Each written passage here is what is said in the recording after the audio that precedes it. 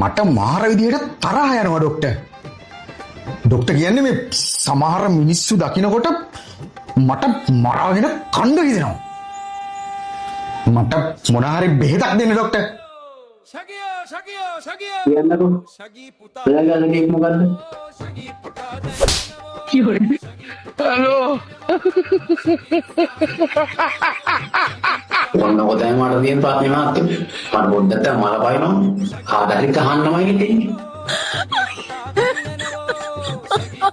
ඕකටම මේකට මන් දන්නේ නෑ මහත්තයා. බෙහෙත් නෑ.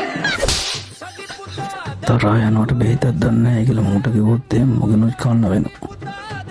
වක්කරි කරන්න ඕන. අපි ඔකට මෙහෙම කරමු. මේ ඔයා මේ කොලේ අරන් යන්න. හරිද? මේ කොලේ අරගෙන ගිහිල්ලා ඔයාට තරහක් ආපු වෙලාවට ඒ තරහ